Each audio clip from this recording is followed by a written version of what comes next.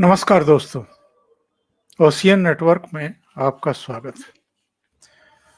कुछ लोगों को इस देश में भ्रष्टाचार के खिलाफ जो कार्रवाइयाँ हो रही हैं, जो गड़बड़ी करते हैं, जो घोटाले करते हैं, जो कदाचार करते हैं, उनके खिलाफ जो सेंट्रल एजेंसियाँ कार्रवाई कर रही हैं, वो रास नहीं आ रही हैं, बर्दाश्त नहीं कर पा रहे हैं। और एक बड़ा वर्ग है इस देश का जिसके बारे में हम जानते हैं और मेरे विचार से एकाधिक बार प्रधानमंत्री नरेंद्र मोदी भी अपनी सभाओं में, रैलियों में इस बात की चर्चा कर चुके हैं कि बड़ी-बड़ी कोठियां, पॉश एरिया में लंबी-लंबी गाड़ियां उनके घरों के आगे खड़ी रहती हैं। विदेश यात्राएं भी ये लोग करते हैं, लेकिन इनमें से अधिकांश इनकम टैक्स रिटर्न तक नहीं भरते हैं और कर चोरी करते हैं। सब जानते हैं कि इस देश में मनी लॉन्ड्रिंग का खेल जम करके होता है। अभी अगर हाल फिलहाल की कुछ घटनाओं को हम देखें तो 104 करोड़ का कैश और सोना अभी-अभी बरामद हुआ है। और इससे पहले भी पश्चिम बंगाल के शिक्षा मंत्री पार्थ चटर्जी के यहाँ से 54 करोड़ की नकदी मिली थी, उनकी महिला मित्र अर्पिता मुखर्जी के यहाँ से। अलग-अलग राज्यों में और खास तौर से पॉलिटिकल पार्टियों से जुड़े हुए या तो नेता या मंत्री, पदाधिकारी या उनके संरक्षण में फलने-फूलने वाले उद्यमी और दूसरे सेक्टर के लोग, उनके भ्रष्टाचार की कलई इधर लगातार खुलती जा रही है। उनके बड़े-बड़े वकील हैं, जो तरह-तरह की याचिकाएं लेकर के सुप्रीम कोर्ट के सामने पहुंच जाते हैं। एक और ऐसी ही याचिका पहुंची है, बल्कि कई याचिकाएं पहुंची हैं। उनमें से एक याचिकाकर्ता के वकील कपिल सिब्बल साहब हैं और आज ही यानी 19 अक्टूबर को, आज नहीं 19 अक्टूबर को जो सुप्रीम कोर्ट के 3 जजों की बेंच है, जस्टिस संजय किशन कौल, जस्टिस संजीव खन्ना और जस्टिस बेला एम त्रिवेदी, ये जो विशेष पीठ है, इसने एक याचिका पर सुनवाई का फैसला किया है। हालांकि सॉलिसिटर जनरल तुषार मेहता ने इस पर आपत्ति व्यक्त की, केंद्र ने भी आपत्ति व्यक्त की है और आपत्ति इसलिए व्यक्त की है कि 2022 में ही एक 3 सदस्यीय खंडपीठ ने जो ईडी को अधिकार मिले हुए हैं गिरफ्तार करने के और संपत्ति जब्त करने के, उस अधिकार की पुष्टि की थी और उसको सही बताया था। लेकिन जिन 3 जस्टिस का मैंने नाम लिया है, संजय किशन कौल, संजीव खन्ना और बेला एम त्रिवेदी, इनकी विशेष पीठ ने कहा है कि 2022 की पीठ ने भले ही ईडी को मिले हुए अधिकारों पर सहमति व्यक्त की हो, उस पर ऐतराज ना किया हो, पर हम इसकी समीक्षा करेंगे, इसकी फिर से सुनवाई करेंगे। तो बहुत सारे सवाल खड़े हो रहे हैं। मेरे साथ कानूनी मामलों के विशेषज्ञ, राजनीतिक, सामाजिक, आर्थिक मामलों के बहुत महीन जानकार और आपके जाने पहचाने चेहरे विजय सरदाना साहब जुड़ रहे हैं। उनको जोड़ करके जरा जानने की कोशिश करते हैं कि ये मसला है क्या। और पिछले साल ही जब एक 3 सदस्यीय खंडपीठ ने उस पर सहमति व्यक्त की थी कि जो उसके अधिकार हैं वो ठीक हैं, तो अब नई पीठ को याचिका पर सुनवाई की जरूरत क्यों पड़ रही है, जबकि केंद्र सरकार की ओर से सॉलिसिटर जनरल इसका विरोध कर रहे हैं। विजय जी, बहुत बहुत स्वागत है आपका। नमस्कार। नमस्कार सर। विजय जी, जजेस का कहना ये है कि साहब, कोई पत्थर की लकीर थोड़ा है कि किसी एक पीठ ने कोई बात कह दी है तो फिर उस पर कोई दूसरी अदालत या दूसरी खंडपीठ विचार ही नहीं कर सकती है। तो 2 सवाल हैं मेरे। एक तो ये है कि ईडी जो कार्रवाई कर रही है, सीबीआई जो बड़े पैमाने पर कार्रवाई कर रही है, बड़े पैमाने पर जो गिरफ्तारियाँ और जब्तियाँ हो रही हैं, इसको लेकर के कुछ लोग ज़्यादा ही परेशान हैं क्या? और दूसरी बात ये है कि खंडपीठ को इसमें ऐसा क्या लगा होगा जो पिछले साल अ, एक खंडपीठ ने सुप्रीम कोर्ट की ही सहमति व्यक्त की थी कि उसकी भी समीक्षा की जानी चाहिए। ओंकार जी, सबसे पहले आपको और सभी दर्शकों को मेरा प्रणाम। जी, प्रणाम, बहुत स्वागत। सर देखिए, ये जो मुद्दा आज हम बात कर रहे हैं पीएमएलए एक्ट के 2 सेक्शंस के रिव्यू की। एक जी, है सेक्शन 50 और एक है सेक्शन 63। अब इसके पीएमएलए एक्ट के थोड़े से बैकग्राउंड में जाना जरूरी है ताकि हमारे दर्शकों को ये बात समझ में आ जाए कि पीएमएलए एक्ट क्यों लाना पड़ा, भारत सरकार की क्या मजबूरी थी, क्योंकि जब करप्शन की बात आती है तो हिंदुस्तान में इसको एक पॉलिटिकल कल्चर माना जाता है और इस कल्चर को रोकने के लिए भारत सरकार को क्या मजबूरी थी कि 47 में देश आजाद हुआ, 50 में कॉन्स्टिट्यूशन आया और फिर जाके 2005 में यह कानून लाना पड़ा पीएमएलए का। उससे पहले ये क्यों नहीं हुआ था, ये अपने आप में बात है, क्योंकि करप्शन तो बहुत पहले से, पॉलिटिकल करप्शन, इलेक्शन में पैसा, साठ गांठ रोज ही जनता सुनती है, रोज देखती थी। इसके 2 आधार हैं सर। सबसे इंपॉर्टेंट चीज ये है कि ये भारत सरकार की अपनी मर्जी से कानून नहीं आया था, इस बात को हमें समझना होगा। ये यस। भारत की संसद इसलिए ये कानून नहीं लाई थी कि सडनली हमको लगा कि करप्शन बहुत बुरी चीज है और हमें करप्शन को रोकना है। हम अचानक साधु नहीं बन गए थे, हमारी मजबूरी थी पीएमएलए एक्ट लाना। और उस मजबूरी का नाम था, जिसको लेके अक्सर हमारे साथी लोग मीडिया में, आप लोगों ने चर्चा सुनी होगी, FATF, financial action task force, जिसमें हम अक्सर पाकिस्तान को दोषी मानते हैं कि पाकिस्तान ग्रे लिस्ट में है, ब्लैक लिस्ट होगा, वगैरह वगैरह। तो ये जो एफएटीएफ है, ये एक अंतरराष्ट्रीय अंडरस्टैंडिंग के कारण एक बॉडी बनी है जिसका हेड ऑफिस है पेरिस में। और टेक्निकली ये हेड ऑफिस क्या है, कोऑर्डिनेशन है। ये कोई वहां पे ऑफिस नहीं है, इनका कोई दफ्तर नहीं है लाइक ए वर्ल्ड बैंक। ये एक कोऑर्डिनेशन बॉडी है।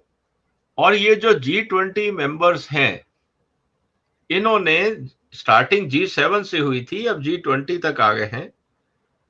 तो इन्होंने एक ये कहा कि भाई पूरी दुनिया में 2 नंबर का काम बहुत होता है, ऐसा नहीं है सिर्फ हिंदुस्तान में ही होता है।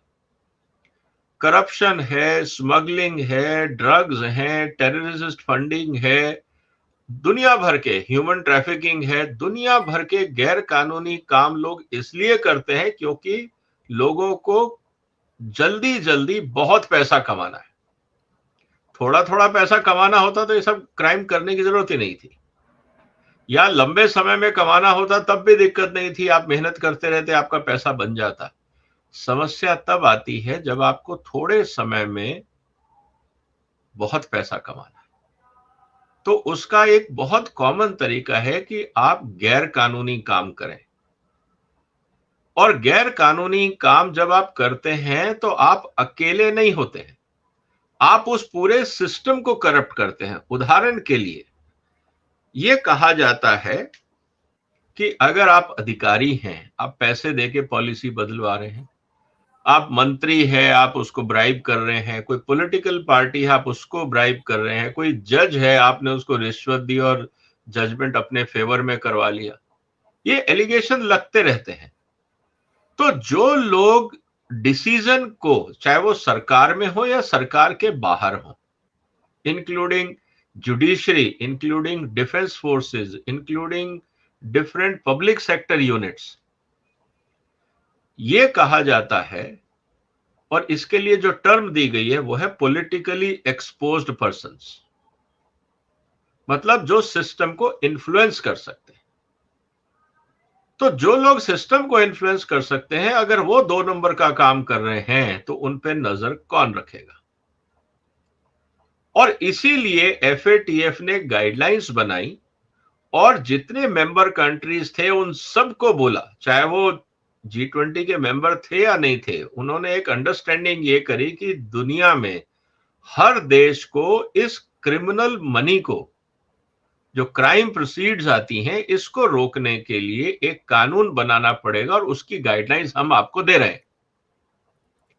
तो 2005 में भारत सरकार ने जो पीएमएलए कानून बनाया वो इस गाइडलाइन के आधार पर बनाया।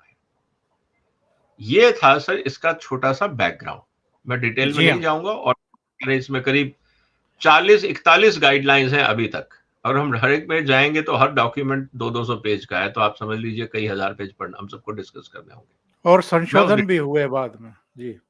हाँ, वो तो होते रहते हैं, वो तो जो एक्सपीरियंस आता है, अब जैसे हमास का इश्यू आया, कुछ और इश्यू आया, ये सब चीजें अपग्रेड करती रहती हैं कि सिस्टम को और कैसे बनाया जाए, सुधारा जाए। अब क्रिप्टो करेंसी का जमाना आ गया, उसको भी फैक्टर इन करना पड़ेगा, तो बहुत सारी चीजें चलती रहती हैं।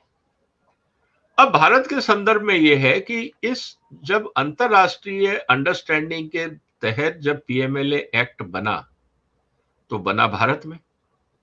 अब भारत में दो चीजें सामने हो गई। एक है भारत का संविधान, जो भारत के नागरिकों को कुछ मूल अधिकार देता है, पहली बात वो हमें समझनी होगी। दूसरा, एफएटीएफ की गाइडलाइंस, जिसको भारत सरकार को मानना है। अगर हम कॉन्स्टिट्यूशन को नहीं मानते तो प्रॉब्लम, अगर हम एफएटीएफ की गाइडलाइंस को नहीं मानते तो प्रॉब्लम। अब जो मुद्दा वापस निकल के आया है, जिस पे आपने चर्चा शुरू करी, वो है भारत के संविधान और पीएमएलए एक्ट के बीच में जो विरोधाभास दिख रहा है। उसके कारण जो वकीलों ने सवाल उठाया है कि ये जो पीएमएलए एक्ट है, ये भारत के संविधान के विपरीत है या उसका उल्लंघन करता है।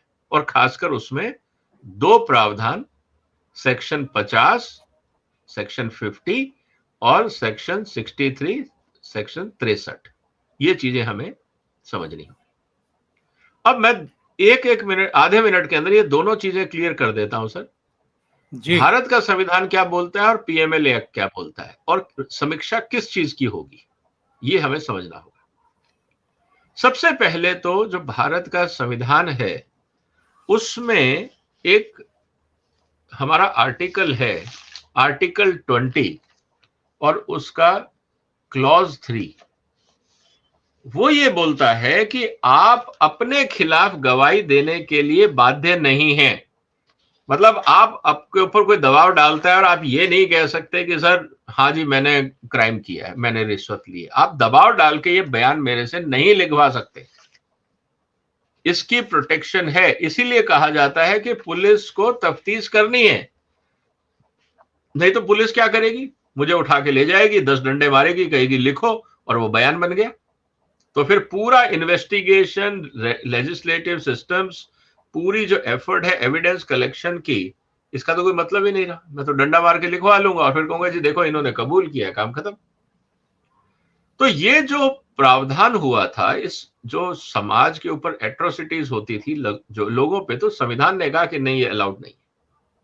संविधान ये बोलता है, लेकिन पीएमएलए एक्ट का कानून 63 ये बोलता है कि अगर मैंने आपसे कोई सवाल किया, आपको ईमानदारी से सही जवाब देना पड़ेगा। तो अगर मैंने ये कहा मनीष सिसोदिया को कि बताओ सच सच कि तुमने रिश्वत ली, अगर वो मान लीजिए बोलता है कि नहीं ली, और बाद में पता लगता है कि ली, डायरेक्टली इनडायरेक्टली, मैं उसमें नहीं जा रहा हूं, अगर आपने ली तो आपको झूठा बयान देने के तहत भी जेल हो सकती है। जी जी। तो उनके वकीलों ने ये कहा कि भाई साहब आप कैसे दबाव डाल सकते हैं मनीष सिसोदिया पे कि आप कबूल करो, वो तो उसका संवैधानिक अधिकार है। तो ये एक मुद्दा है। अब जो दूसरा है 50 नंबर, जो सेक्शन 50 है, वो ये कहता है कि मैं अगर आपको बुलाता हूं, या जो भी लोग हैं इस कोर्ट से संबंधित, अगर मैं किसी को सम्मन भेजता हूं तो आपको इन पर्सन अपीयर होना पड़ेगा, ये मजबूरी है। आप ये नहीं कह सकते कि मैं नहीं आ रहा हूं, यू कैन नॉट डिसोबे।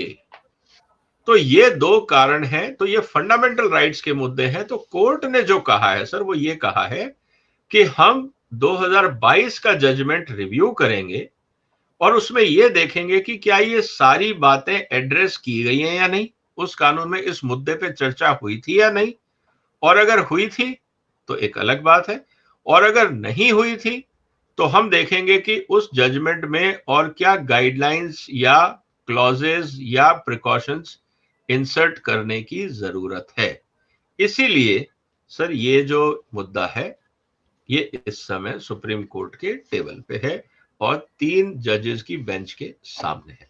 तो ये पूरा बैकग्राउंड है, इसका लीगल और इसका इम्प्लीकेशंस वो मैंने आपको बताया। लेकिन सॉलिसिटर जनरल ने पीठ के सामने ये कहा कि 2022 का फैसला बहुत विचार विमर्श के बाद दिया गया था और वर्तमान याचिकाओं के समूह में दिए गए सभी तर्क तब दर्ज किए गए थे। उन्होंने सवाल किया कि क्या 3 न्यायाधीशों की ये पीठ किसी अन्य समन्वय पीठ के फैसले की अपील पर सुनवाई कर सकती है। मेहता ने पूछा कि क्या कोई व्यक्ति कल ये याचिका लेकर आ सकता है कि वो समलैंगिक विवाह मामले में 5 न्यायाधीशों की पीठ के फैसले से सहमत नहीं है और रेफरेंस या सुनवाई की मांग कर सकता है। देखिए, अधिकार तो है, अगर आप खुश नहीं है रिवीजन का तो अधिकार हमारे संविधान में है, क्योंकि परिस्थितियां बदलती हैं। अब मान लीजिए कि ये एक आर्ग्यूमेंट है कि 22 का जजमेंट है, बहुत जल्दी अभी निर्णय आया था तो दोबारा इसको रिव्यू करने की क्या जरूरत है, लॉजिक लगता है। लेकिन अगर जो मेहता जी ने कहा कि अगर वो सारी बातें पुराने जजमेंट में ऑलरेडी कंसीडर हो गई हैं तो मेहता जी को दोबारा मौका मिलेगा वो बातें हाईलाइट करने का। जब रिव्यू होगा तो उस समय बात सामने रखी जा सकती है। तो मुझे नहीं लगता कि इसके अंदर कोई बहुत बड़ा इस तरह की चिंता की बात है, पहली बात। दूसरा, हो सकता है भारत का संविधान कहता है कि आप अपने खिलाफ गवाही नहीं दे सकते, जैसे मैंने कहा आर्टिकल 20(3), लेकिन अगर एफएटीएफ की गाइडलाइंस ये कहती हैं कि नहीं इसी तरह से इंक्वायरी होगी, तो ये भी एक संवैधानिक चुनौती बन जाएगी कि क्या हम अंतरराष्ट्रीय गाइडलाइंस को, जिसमें भारत एक सदस्य है, उस गाइडलाइन को क्या अपने हिसाब से तोड़ मरोड़ सकता है। तो फिर तो आप तो इंटरनेशनल गाइडलाइंस की जो सो कॉल्ड गुड प्रैक्टिसेस आप फॉलो नहीं कर रहे हैं, पहली बात। दूसरा आर्ग्यूमेंट ये हो सकता है कि सर ये हम सब जगह थोड़ी कर रहे हैं, ये तो स्पेशली पीएमएलए केस में हो रहा है, पीएमएलए के कानून में हो रहा है। हम कोई आपको सिविल केसेस में या पिक पॉकेटिंग में या कहीं और किसी मुद्दे पे या कोई रोड ट्रांसपोर्ट में या कहीं रोड एक्सीडेंट में हम थोड़ी आप पे ये कानून लागू कर रहे हैं।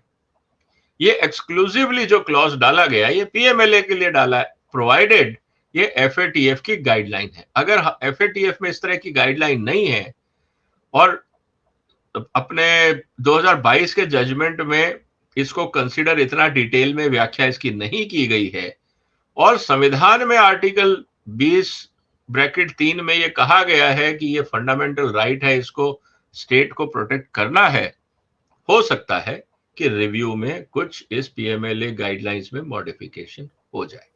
तो इसलिए हमें जब ये हियरिंग शुरू होगी हमें उस तारीख का, उस दिन का इंतजार करना चाहिए।